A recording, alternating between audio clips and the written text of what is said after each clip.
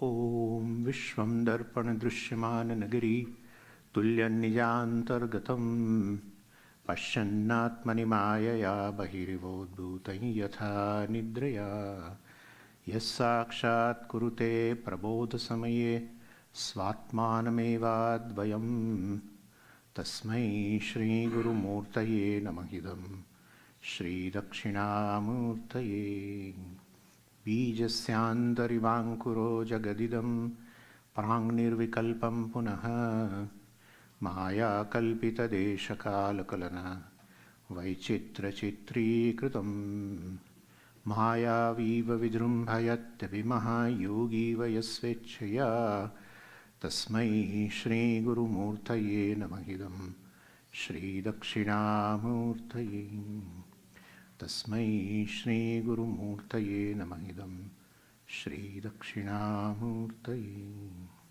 Om Sahana Vavatu Sahanau Bhunaktu Sahaviryam Karavavahai Tejasvinavadhitamastu ma vidvishavahai Om Shanti Shanti Shanti Sadashivasamarambham Shankaracharya Madhyamam Asmadacharya Paryantam Vande Guru Paramparam Om.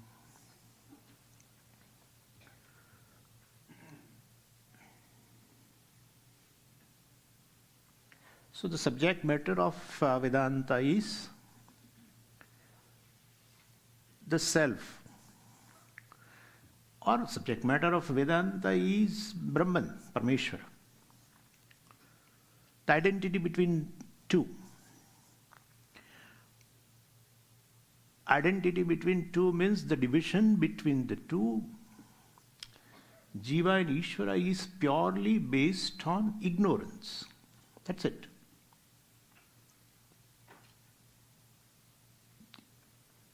If there is ignorance, then same Brahman takes oneself to be Jiva. This is how it is. Brahman, with the help of this upadhi, takes oneself as a Jiva. As Jiva becomes a knower, doer, experiencer. When knower operates the means of knowledge called Vedanta, then those words of Vedanta tell that knower is not your reality. Knowledge is a reality. Consciousness is a reality. Knower is simply a status. When an object is to be known, you are a knower. And when no object is to be known, you are not a knower. If I am not a knower, I become Shunya? No.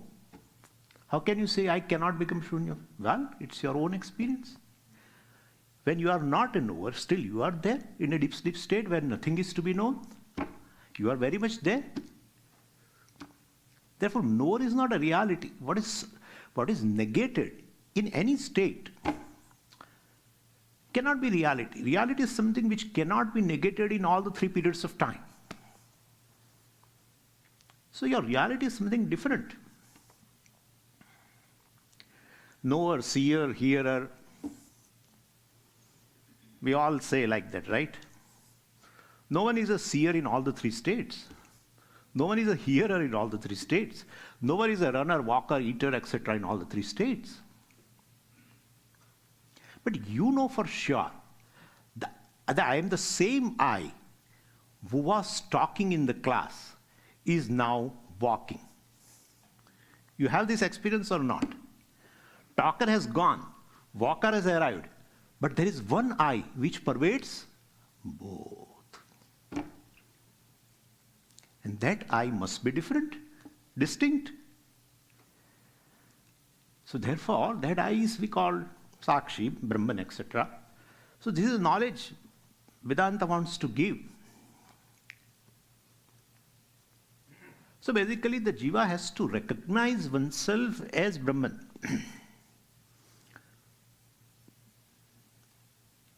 And for that one has to expose to the teaching Teaching, well, of course, in the form of the words. One should study. Study should be very systematic study and for a length of time. It's not a one-day study and you just, walked away. I am Brahman. It won't happen. It doesn't happen that way. So one has to systematically study with a certain commitment. Yeah. And definitely with the help of teacher, I talked to you the first day that what is the role of a teacher in this? He has a vision of the whole, so he connects every verse, every mantra, etc. with that vision of the whole. That's how it becomes more meaningful. I am grieving, and what is the connection with the Brahmajnanam? Huh? Arjuna was grieving, and Bhagavan started bombarding with knowledge of the self. What is the connection? If I am grieving something, well, I should have certain escape routes. I should take bath, I should, start singing some songs, etc. Well, I should escape from the grief. Grief and study, what's the connection? So, Vedanta talks to you, well, not in pieces, but slowly it unfolds the vision. But there is someone who is required to give you at every step that, well, ultimately you are, basically every mantra is intrinsically connected to the vision of the whole. That is to be given by the teacher. That's called śravaṇa. That's called śravaṇa. Yeah. And it has to be, and what is the purport of the śāstra has to be clearly told. Because same Upanishad have been, interpreted differently by Madhvacharya, by Vishishtadvaitin or Ramanujacharya. Well, Jiva cannot be Ishvara. It is very papam to say that. I am Narayana, except he is very papam. How can you say like that? This Muktatma will definitely go to hell. He is saying like that. There are people who are saying that. Never come in contact with Vedanta, with any Vedantin. Yeah, Advaita Vedantin. Everyone is a Vedantin. Vishishtadvaitin also Vedantin, because they interpret Vedanta, Upanishad, etc. But anyway, so the purport of the Shastra is what? Is it an identity between me and Parameshvara? Or it is, maybe I am a part of Parameshvara. Parameshvara is a whole. I am part of it. Yet non-separate. Like the state is a part of the country. State is not an independent, otherwise it will be a country. State is a part of the country. Right? But still state is state. So maybe Jiva is a part of Brahman. Maybe Jiva and Ishvara are totally different. Dvaitam. Jiva is a part of Brahman, etc. is Vishishtadvaitam. I don't want to go right now. But then Jiva and Ishvara is one alone. If ignorance goes, Jiva proclaims, I am Brahman, I am Parameshvara. I am the cause of the world. This all is my forms. We'll be seeing that. This all is my forms. I alone is there in all this. I am everything.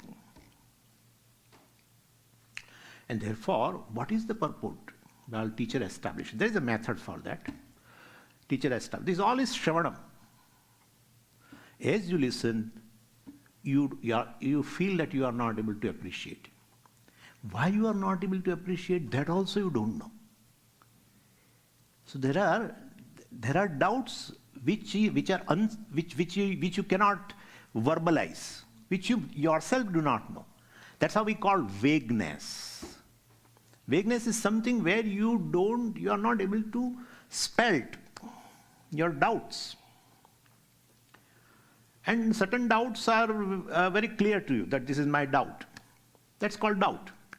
When the doubt is unspelled, it's called vagueness. So you are getting vision through Shravanam, teacher is taking classes and telling you, but you are not able to appreciate it fully. There is obstacle. That's a vagueness and doubt. It's not that you don't understand. As I talk to you about anything which is Satyam, which is Mithya, you are able to understand. But you feel that still you are not able to assimilate it totally. So therefore there is a vagueness and doubt. Two things are there. So that has to go with a further study. Because they are there in this intellect. And therefore that cannot go away by some kind of an extraordinary experience. Extraordinary experience will come and that will remove the doubt and give me clarity of knowledge. No. Unless experience is analyzed, it cannot give you knowledge. We have experiences of everything in this world. Experience of sunrise is there. Unless you analyze through science, you will not get knowledge that there is really not a sunrise. To account for any experience, definitely you should analyze properly. So just experience can give you a certain clarity in knowledge. No. People feel that extraordinary experience will remove all these doubts. No. You have to study. Doubts pertaining to intellect and you study further, analyze further with the help of teacher, of course. Then the confusion goes away. Confusion goes away, then I should say I am Brahman. Now I should say. But no. As I walk out of the class, I feel I am same individual. Entire thing is just, evaporates. Like that tawa, hot tawa. You sprinkle water, that dosa tawa or what? The sprinkle water, hot, goes away. Even after confusion goes, there is something which persists, and that's called orientation. Orientation is nothing but the habit. It's a habit. Because since beginningless time, ignorance is beginningless, telling the body as a self is beginningless. In every janma I have told my own experiences, I am body. In whichever body I am born, I am that. It has as though become my nature kind of a thing, as though, naturally. So, it takes time. Any old habit, if you want to remove it, well, you have to form a new habit, a counter habit. And since that habit is an error, naturally it's an error. To tell body as oneself is an error. So sometimes instead of orientation we say habitual error. Error in terms of this habit. That's where contemplation enters. Spend time with yourself daily. People generally have this question all the time, that Swamiji, this is good, but how do I bring into my day-to-day life or something like that? This vision I want, the vision of the Vedanta I want to bring into my day-to-day life. Two things are there. One is to lead an alert life. To lead an alert life, there are some steps which I will discuss in the evening satsang. So you need to have a certain alertness, because there is a mechanicalness lot in your life. So much mechanicalness at the level of even body also. You are just sitting and talking to somebody and you keep on shrugging your legs like that. Even you are not aware of, honestly. To bring alertness in life is to start here, to become alert of your body's movement. It begins there. Anyway, and though basically it's alert life, spending time with the teaching. Because the teaching is there here now, clear. Confusion is gone. But it is here, but it is not percolated into my personality. That's what people say. Vedanta is not practical. Means there is some practice required. If you want to say that's a practice, this is a practice. Daily sit with yourself and see what you are. Bring the teaching which you have, but Swamiji, there is nothing in my mind. Keep the notes, etc., with whatever you have written. So there are 2-3 types of nididhyāsana. We'll talk about it. Contemplation. So it is required. Then definitely you will feel that yes. And as these clouds go away, scattered, right? You get a clear sky with a full sunlight. It is like this, exactly like this. It's not that Brahman pops up somewhere. It's nothing like that. You are Brahman. Which is, we are going to see, it is self-evident. What is self-evident cannot be hidden. So it is not hidden somewhere. As this habit, etc., which is born of self-ignorance ultimately, walks away. So the same knowledge becomes clearer and clearer. We call nishtha. This is nishtha. Nishtha means you are no more confused about yourself. You are no more ignorant about yourself. Like right now, if you ask me, who are you? Oh, I will immediately, without even, batting my eyelid, I will say, I am human being, or I am Swami. Means I am physical body. So effortlessly. Same way this person, basically, the Sthita Prajna, etc., tells that I am Brahman. Even he may not say also, but he knows I am Brahman. In his awareness, he is Brahman. Anyway. So the whole, these are the steps ultimately to gain a knowledge of the free self, free from any limitations, free from ignorance, because I am knowledge, free from mortality, because I am timeless, free from sorrow, etc., because I am nature of happiness, fullness. That's it. What you wanted to get rid of, and what any human being wants to get rid of, is just oneself. What one was searching through all the pursuits is really what the person was searching himself. Person was searching outside. That's how you don't get. What you are searching is just yourself. You should simply know. Not knowing only, you search out. So this is how the role of knowledge, etc., the 3 steps, śravaṇam, mananam, and nididhyāsanam. Atmavare drashtavyaha, shrotavyaha, mantavyaha, nididhyāsitavyaha. Do you want, if Maitreyi, Yajnavalkya said, Atmavare drashta, if you want to see Atma, means you want to know the Atma clearly, because sight is very clear. Well, shrotavyaha, listen Atma, means śravaṇam, etc., I have told you. Mantavyaha, nididhyāsitavyaha. Now, see, the whole śāstra can be reduced to one single verse based on which is the practice of this contemplation. And that verse occurs in a drugdrishya viveka. And that verse is this: Asti bhati priyam rupam nama chetyam shapanchakam adyatrayam brahma rupam jagad rupam tatodvayam. So it says Asti bhati priyam nama and rupam. These are the 5 words whose meaning basically can be found in any object. The meaning of word asti is here. The meaning of word bhati also is here. The meaning of the word priyam also is here. The meaning of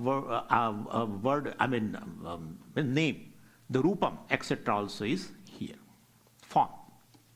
So all this, this is a basis of contemplation. It's an open eye meditation. You are seeing something and appreciating something. You are shifting your vision, basically. You are shifting your vision, and that vision ultimately helps you to gain nishtha. So when I say, I love this flower, basically, there are 5 facts here. One is the flower is, first thing. That's called asti.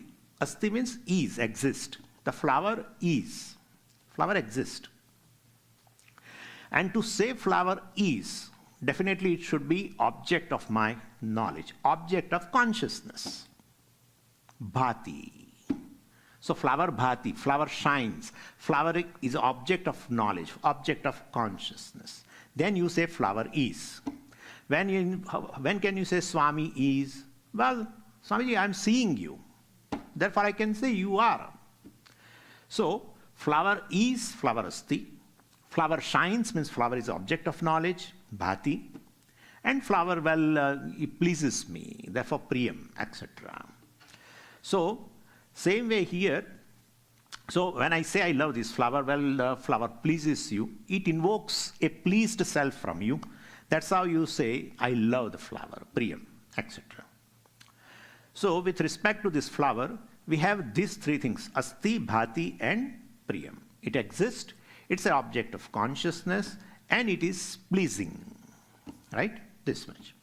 And instead of that, well, I can take something else. Gataha asti, pot is, well, pot is an object of consciousness, and pot shines, means object of consciousness, bhati, and pot is pleasing, pot is, I love the pot, etc. You can take this thing also, same thing. Clip is an object of knowledge, clip is priyam, asti bhati priyam. So it looks like that asti bhati priyam is invariable. It is here also, it is here also, it is here also, it is in mountain also. Mountain is an object of knowledge, right? And mountain is pleasing me. Saying mountain, you are pleased. So mountain has evoked a pleased self in you. So you say, I love mountain, etc. Anything. Space is an object of your knowledge. Space, I love the space. That's, people love the space, yeah. Yeah, that's how they say also. Let's have some space. Yeah, yeah. That I didn't realize. The tube light, one loves space. Yeah, one loves space in terms of even room, etc. Anyway. So this is how asti bhati priyam, in these 5 factors which is there in the entire creation in any object, these 3 are invariable. Asti bhati priyam goes with everything, etc. Anyway, what is invariable means it is common to all. So, well, Swamiji, I think I don't agree with you. Before you go further, well, there are many things which I don't like. So you should not say asti bhati priyam. There are certain things which are asti bhati apriyam. Yeah. So that part we have to discuss later. But in case if you want an answer, I can give that every object can be can evoke a pleased self, may not be in you, maybe in something else. Every object has the capacity to evoke a pleased self in one or the other. That is one. And also every object can pleases you by going away also. Some people, wherever they go, they spread happiness, they give happiness. And some people, whenever they go, they give happiness. Some people, wherever they go, they give happiness. Some people, whenever they go, and ultimately object has pleased you in one or other way. That's just by the way. Anyway, so these 3, out of 5, 3 are invariable. Asti bhati priyam. Now comes these 2 things. I need your attention in this. Whole issue is here. What is left? Name and form, nama rupam, which is variable. Right? Variable. Name, flower, Flower. Form. Name, pot. Some form. So this nama rupam is variable part. And what happens? Each has its own name, particular, and it has its own a form accordingly. So a flower has basically a particular form. This is all Ishvara's magic actually. But, well, a flower is made up of what? Petals, right? When I remove this, you don't say flower. Even though, well, this flower derives its existence from petals, right? Flower has its not own reality. The reality of the flower, the existence of flower comes from petal, which is non-flower. Yeah, which is a non-flower. So basically a petal is different because you see this kind of a form and you have coined, human being has coined a word, petal, flower gone. So when I inquire into the reality of this, I found it is reduced on analysis and come to this, which is non-flower. The reality of flower is basically a non-flower called petal. Anyway, so you don't say petal, you don't say petal and refer to a flower. I say it is petal only. It has its own meaning. It has its own usage also. I will tell you later. It is distinct from flower, naturally. Yeah. So basically, suppose if I remove now all petals, that's how I brought all this, honestly. Now I remove all petals, okay?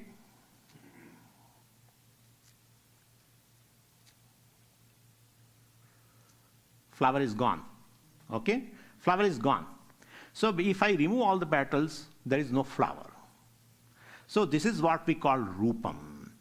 Every rupam, every form is reduced to many forms, right? Every form, flower, is reduced to many forms, petals. So flower is please understand me, here I am talking about flower, ultimately it is coming to the self, honestly. So flower is an arbitrary word, well, to indicate a lot of things put together, and every one of them is a non-flower. Flower basically is an arbitrary word to indicate, well, a lot of things which are put together, each one of them is a non-flower. Anyway, and so every constituent of a flower is a non-flower. And this petal is a non-flower. It is not a flower, but rather an object, well, which has a separate word, petal. So I can't hold up these petals and say, please take this flower. I say, please take this flower. You immediately correct me, Swamiji, not flower. You are giving me petals. Hey, but what is flower? Say, this only is a flower. But now you are not agreeing. I am giving everything to this. All the constituent of the flower I am giving you and telling you, take the flower. You say no. Right? You say no. Anyway, so I can't hold up these petals and say, please take this flower. Suppose I remove all non-flower petals one by one, and what is left? Swamiji, flower is left. No, stamen. So this is also a stamen, non-flower.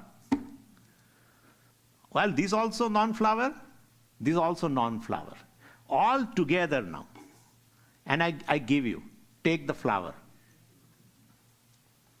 You are not agreeing. Where is flower? Where is flower? I have not taken away anything from the flower as such. All that is there is this only. And I am giving you and say that, well, nothing is removed. Take this as, this is a flower. You said no. So therefore, what I am left with the stamen is also a non-flower.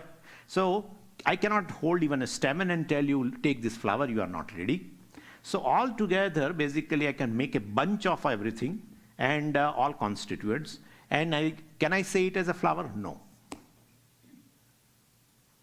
Swamiji, this is the case with everything. The mobile which you love, you say mobile, mobile, mobile. Once you remove the parts, You just make a heap of parts. Take this mobile, pay me $14,000. Really? Every form is reduced to many forms. Each of that form is not that thing. In fact, that is the reality of it. But this is how it is.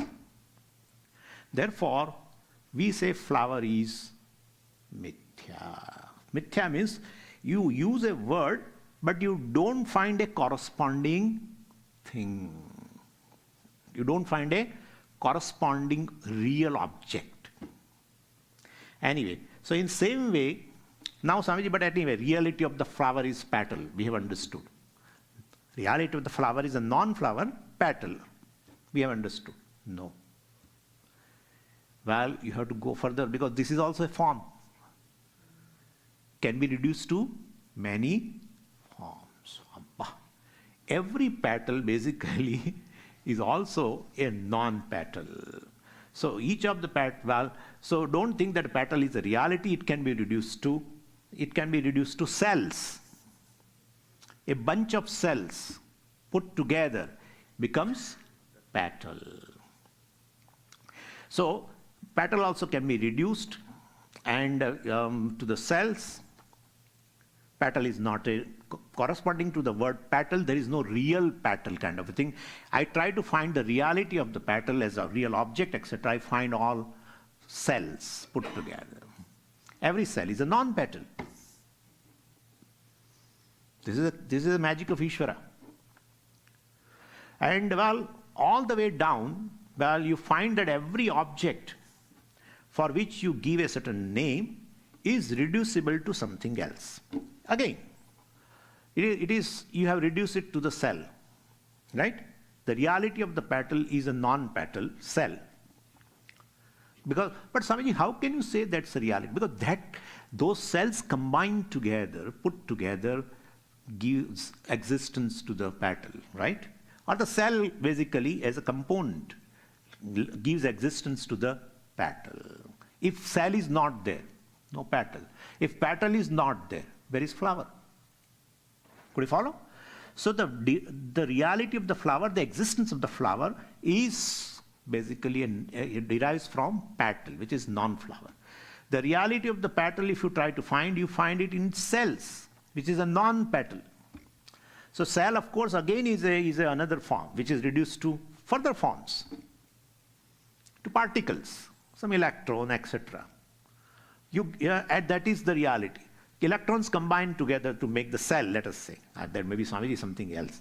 But let us put like this. We are ignorant as such also of science, nothing to worry about. Whatever, some constituents. And that is well reduced to quartz, etc. Quartz basically is the non-cell or non-particle. Non-particle becomes a reality to the particle. Particle which is not a cell, non-cell, becomes a reality to the cell. And cell, well, basically is a reality. Cell lends existence to what? Petal. Cell is a non-petal. Are you? So basically you use many words: flower, petal, cell, particle, quartz, or electrons, quartz. Go further. So basically you can see that as far as human mind can go, everything is ultimately based on what it is not, and without which a given thing doesn't exist, right? You can understand that a petal basically is a non-flower, right, and which is the basis of the flower and lends existence to the flower. So what is the basic reality, Swamiji, of all so-called forms: flower, petal, cell, and then particle, electron, quartz? Ultimately, what's the basic reality? Basic reality means which is irreducible, right? It is irreducible. It should be irreducible. And it should be self-existent, right? It should be self-existent. Flower is not self-existent, otherwise it is real. Flower derives existence from petal. Petal derives existence from cells. Cells derive existence from particles, etc. So the final, the basic reality, well, which should be irreducible, right? Which is irreducible. And it should be self-existent. Self-existent, irreducible, formless reality of what? All the forms. Flower, petal, etc. Am I making some sense in this? This what I am right now talking about flower, it is, I'm not talking about that. I'm talking about you. Anyway, so the reality of all the forms is non-flower, non-petal, well, non-stalk, non-pollen. You can add if you want. Non-cell. That's a basic reality. Because all these are not reality at all. All are reduced, etc. And so, that reality, well, basic reality, which is non-form, and which lends existence to flower, lends existence to petal, lends existence to cell, lends existence to quartz, particles, everything. Because each of the form has no existence on its own. It derives existence from something else, some basic constituent from which it is made.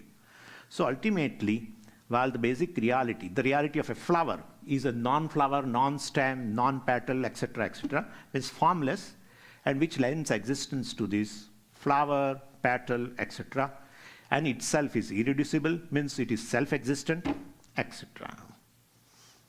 So the reality of a flower is basically a self-existent, irreducible, formless reality. What is it? We don't go into that. And you take anything. You take a mountain, another form. What is the reality of the form? Is the mountain real? Is that form real? No. Mountain is not real. Mountain doesn't derive existence from itself, not self-existent. Its existence lies in rocks. Rock's existence is independent? No. Well, rock's existence lies from stones, etc. Stone derives existence from some powder, some material. That derives existence from particles. That derives existence from further quartz, etc. So ultimately, there also, the reality of a mountain, well, form is irreducible, self-existent reality. That's it. Formless reality. Because any form means it is further reduced. Anyway, so the self-existent reality which is formless, a reality for the flower or reality for the mountain is one and the same. A formless self-existent reality of flower, and formless self-existent reality of the mountain should be same, because formless. When there is formless, automatically it is limitless in terms of space. Anything which has a form is always limited in space. So ultimately, so the reality, the self-existent truth, and which inheres in everything ultimately, because flower is, right? So the existence which is given to that form, flower, petal, anything. So that self-existent reality, irreducible reality, pervades that form completely, without which form doesn't exist.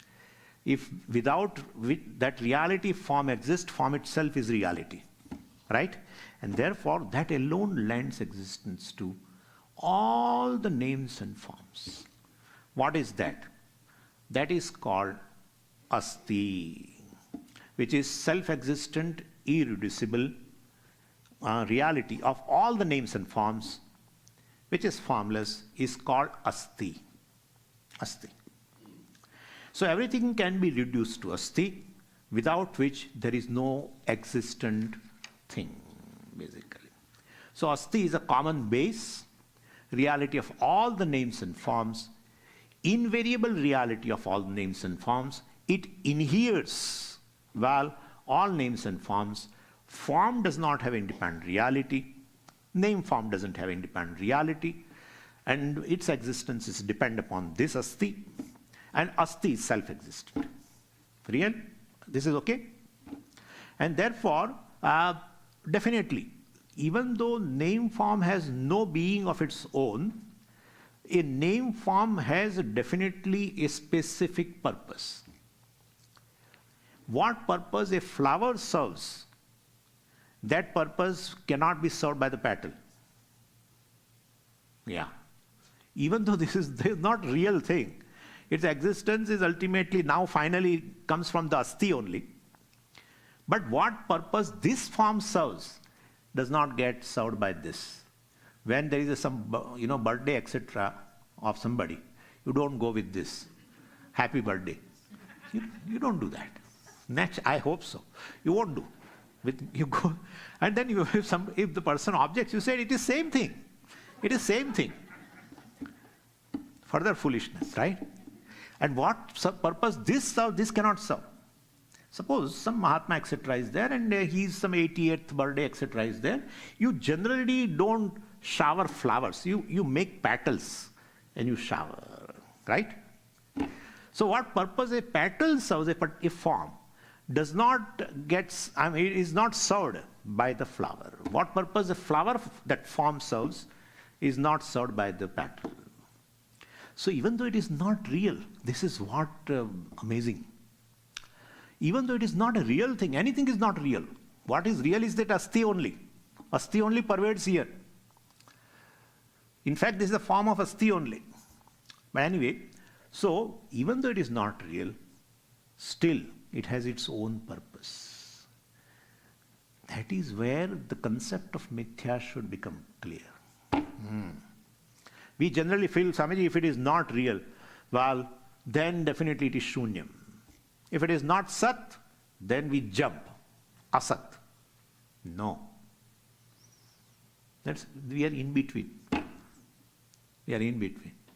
What purpose a pot serves is not served by a substance which lends existence to the pot. Yeah. Which is the reality of the pot. What purpose a pot serves is not served by the substance which lends existence to the pot, which is the reality of the pot. Definitely. Clay doesn't serve the purpose what pot serves. Otherwise we will not buy pot. Right? Filling up the water is the purpose served by the pot, not by the clay. Clay cannot hold any water. Anyway, so basically, so this is the difference in reality. Well, so name and form has a one reality, useful, therefore some reality, and well, the name form gets reality, existence, etc. from that asti is of a different order of reality. Because asti is self-existent. Name form is not self-existent. It basically derives existence from asti. It is dependent for its existence on asti. Therefore, there are two realities. Difference in reality, basically. And well, because of the difference in reality, well, the relationship between the non-flower, that is asti, and the flower cannot be that of a substantive attribute relationship. Generally, when you say, like a red rose, in which red is an attribute and a rose is a substantive, both have a same order of reality. So in your understanding of a rose, definitely you involve the understanding of even redness also. You keep away redness and understand the rose, it won't be possible. But if you take another example, it's like this our pot, which is made up of clay. Now here it's a different degree of reality. Pot is dependent for its existence on the clay. clay, let us stay for, let us tell for the time being clay is self-existent with respect to pot, right? For the clay to exist, it doesn't have to be a pot that way. So clay is a reality. Now here, well, suppose you say now that actually a clay is a reality. Therefore, I can say clay is a substantive, and potness is an attribute to the clay. Here it's a different compared to red rose. In your understanding of a clay, the substantive, you need not include pot. Form, you need not. Because the clay could be in any other form. Could be in the form of a lead. Still you are able to understand clay. Or even clay could not be in any special form. Still you will understand it as a clay. Therefore, the relationship between a flower and a non-flower, name, form, and this asti is a different type of relationship. All the name, form, etc., we can say they are attribute of this asti, but they have a different relationship. So when you understand, that an object is a clay pot, your understanding of clay does not include that form pot, because it could be lead also.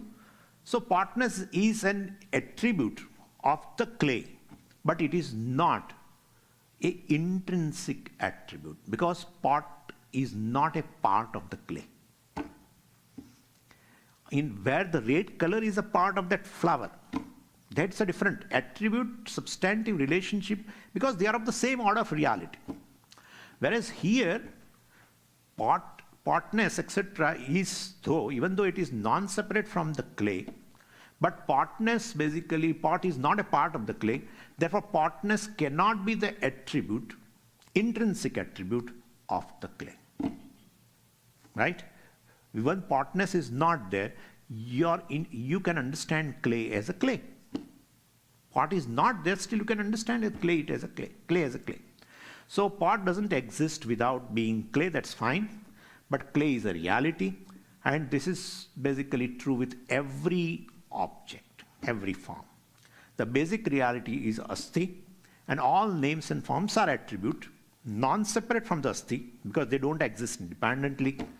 Neither a flower, neither a petal, neither a cell, all derive existence from asti, but they are not intrinsic to the asti. They are variables. In your understanding of the asti, what is that asti we will be seeing, which is self-existent, irreducible, which is the basis of all the names and forms, which is the truth of all the names and forms, from which all names and forms derive their existence, while all these names and forms are not intrinsic attributes. They are kind of attributes, because they are non-separate. Attribute is always non-separate from the substantive. Red color is not independently available. It will be in any substantive. It could be a red shirt, or it could be a red a flower, anything. So the attribute you won't find independent. At the same time, it is always non-separate from the substantive. Here also it is the same. Pot is non-separate from the clay. The potness is an attribute of a clay, but and potness is non-separate from the clay. Even though that is the case, it's not an intrinsic attribute. In your understanding of clay, that potness is not included.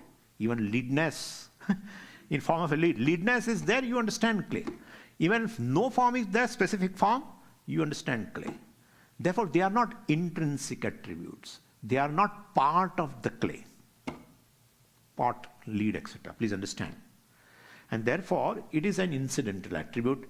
And so clay, we can say clay is transcendental. So it transcends pot. So it has nothing to do with transcendental meditation. We should know that. There is no doing involved here. It's simply a recognition. What's the reality? You are seeing a pot, but appreciating a clay as reality.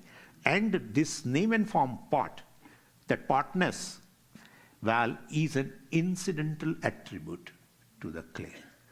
Right now it is there. If pot breaks away, potness goes. Still clay continues, right?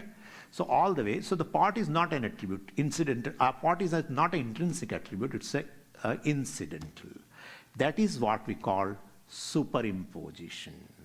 Pot is superimposed upon clay. It is the same thing. Either you say pot is superimposed upon a clay, or you say pot is an incidental attribute of the clay. In all the clay objects, well, the clay is a substantive. So if we have 5 clay pots and count clay, well, how many clays are there? Well, if a person says there are 5 clays, I say there are 6 clays. Okay? And if a person doesn't understand this statement, well, what I said is proven true. Right? So basically, so this is what it is. Right? So if you count clay, how many clays? 1. This is what non-duality is. If you count names and forms, many. But names and forms, the duality, variable, many, manyness, has no reality. You use it also. Every form you use. You may be using pot, you may be using lid, you may be using something else which is made up of clay. All you use, definitely what you use is a form, yet it is not real. The reality is non-duality. So far as this clay world is concerned. So this is how it is. So, and since the pot, etc., has a usage, certain usage, form has a usage, we attribute certain reality to that. That reality is called mithya. We say empirical reality. What is superimposed, names and forms, the Jagat, well, has certain reality. But the basis of whole names and forms is this asti. Every name and form derive its existence from the same asti, which is self-existent, which is formless. If it is a form, well, it is further reduced, further reduced, further reduced. So, definitely the variables, well, the names and forms do not really count.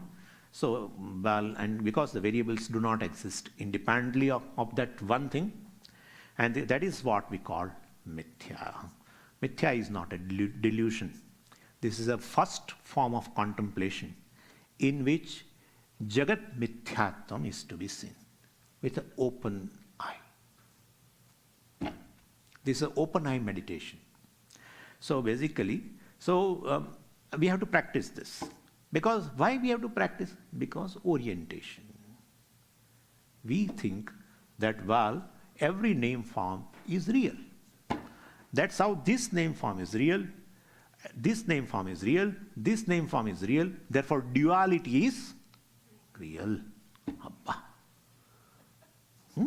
That's how it is.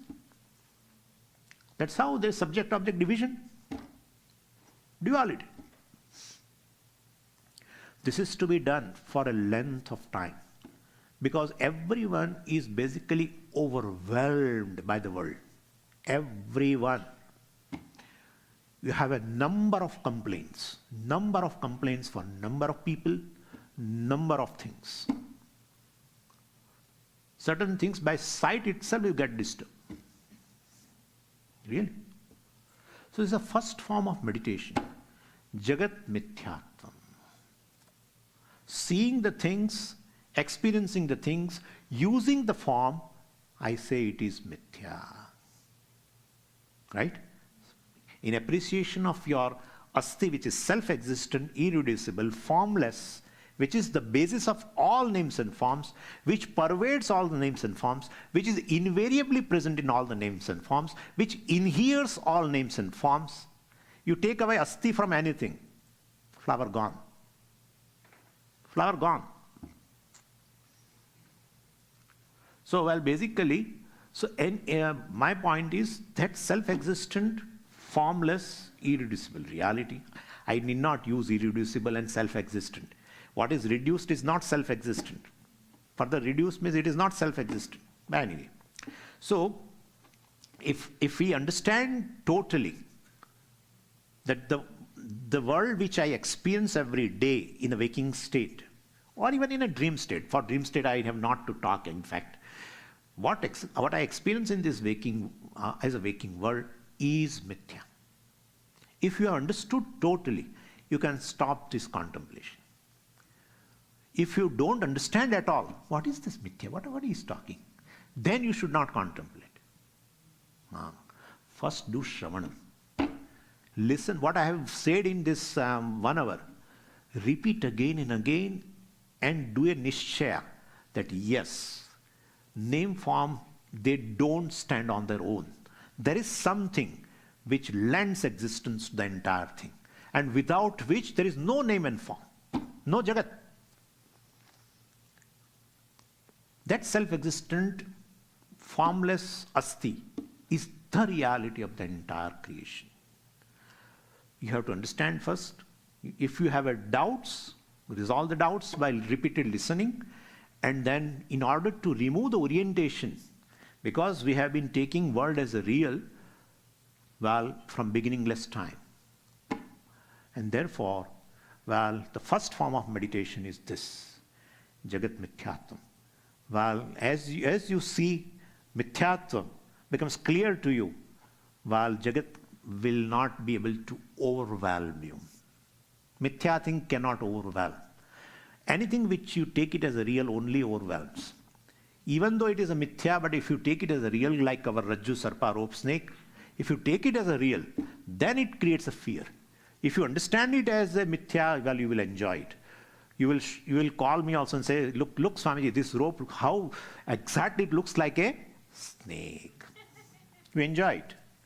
So, the benefit of this meditation is you will not be overwhelmed by this division, duality, because you know behind all the duality, behind all variable names and forms, the reality is one thing, which is ekameva advitiyam, which is one without second. It pervades space, it pervades time, it pervades, right? Everything, asti goes with everything, see? We thought asti is an attribute of the thing. It's like space is, well, you use also like that. Existent space, existent air. Means as though existence is an attribute. And you feel the air, etc., or a space, etc., is a substantive. It's reverse. Name and form is a attribute, and existence is a substantive. What kind of an attribute, name and form? Incidental. Incidental. It is there right now, may not be there later. Then why are you calling attribute? Because it is always non-separate from the substantive called existence, asti. Right? From that, it is always non-separate. Because it derives existence from that. Anything which derives existence from a given thing will be always non-separate from that thing. Again, pot. Pot derives existence from the clay. Clay alone lends existence. Clay inheres pot. Clay is all over the pot. Right? Clay is all over the pot. Clay is in and through the pot. Pot is simply appearance. Oh, Swamiji, appearance means zero. No. Because you need a pot. Again, you need a pot. What is real may not be useful to you. A given form of that reality is useful. Yeah, right? A given form of the reality is useful, called pot. Has a given name and form. Form, for which we give name. Coin word, pot, P-O-T. That is useful. Therefore, we attribute some reality. It's not zero. It's not shunyam. But it is mithya. If suppose mithya means, people translate mithya means a delusion. If it is a delusion, we should not contemplate on delusion. Contemplate on delusion. What is that? Some reality, but not absolute reality. So the whole duality of the names and forms have no reality. We are born with this reality to the duality. Object-object difference, subject-object difference, all subject-subject difference. You are different, I am different. This object is different, this object is different. All divisions. Then this is in perception. Perception of duality will continue. Perception of duality continue. Even you get the knowledge of this non-dual reality. Your knowledge of non-duality cannot negate the perception of a duality. Your experience of a non-duality cannot negate the experience, cannot negate the experience of a duality. But Swamiji, we don't have experience of a non-duality. You have. Where you alone are there, there is no second thing. You have that experience. You cannot deny it.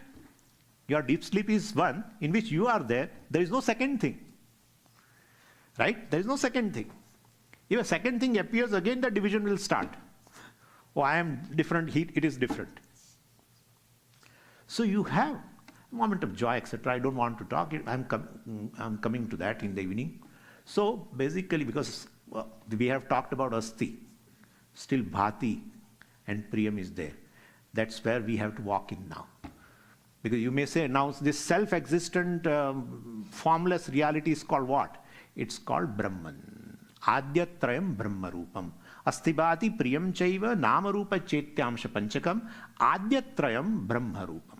So Astibhati Priyam is Brahman.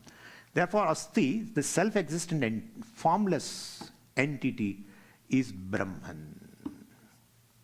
Swamiji, I want to arrive at the Brahman now, with open eye. You cannot arrive. Then why did you talk for 1 hour? Om Purnamadav Purnamidam Purnat Purnamudachyate Purnasya Purnamadaya Purnamevavashishyate Om Shanti Shanti Shanti Harihi Om Shri Gurubhyo Namaha Harihi Om.